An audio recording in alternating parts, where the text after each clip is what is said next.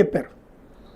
అంటే బియ్యానికి సంబంధించిన సంక్షోభ పరిష్కారానికి వెళ్తే ఇంకో అదనపు భారం పడింది కేంద్ర ప్రభుత్వం మీద. సరే ఈ కేంద్రం అంటే వేరే దేశం కాదు కదా, సరే అందుకని కానివ్వండి అంది.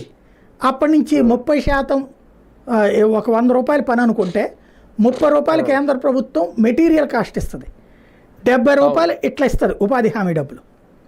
అయితే ఇక్కడేమైంది, ఉపాధి హామీ అని చెప్పి నిజంగా ఏం చేస్తున్నారు ఇక్కడ వీళ్ళు తెలివిగా బియ్యం మానేశారు నిదానంగా, దాని బదులు డబ్బులు తీసుకోవడం పెట్టేశారు. రేటు 250 రూపాయలు అయింది, 250 రూపాయలకి ముఠా కూలీ ఎవరు దొరకట్లా.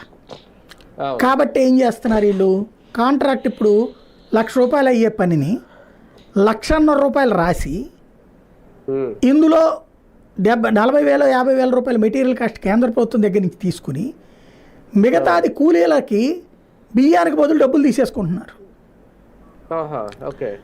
ఆ డబ్బులు వీళ్ళు ఇక్కడ ఇస్తున్నారు, ఆ బియ్యాన్ని సేకరించిన కింద చూపెడుతున్నారు అక్కడ.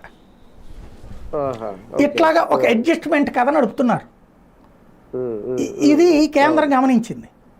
మన పర్పస్ ఒకటైతే వీళ్ళు దీన్ని అడ్డు పెట్టుకుని వాళ్ళ పేర్లు చెప్పుకుంటున్నారు, చివరికి జగనన్న రోడ్లు చంద్రన్న రోడ్లని. ఇది కరెక్ట్ కాదని చెప్పేసి ఓ సిస్టమ్ పెట్టింది. నీకు ఒక పని అప్ప చెప్పామంటే, కాంట్రాక్ట్ ఇచ్చావంటే నువ్వు 30% మెటీరియల్ కాస్ట్ మేము ఇస్తాం, మిగతా 70% కూలీల కాస్ట్ నువ్వు ఇచ్చావు కదా నాకు లిస్టు, ఆ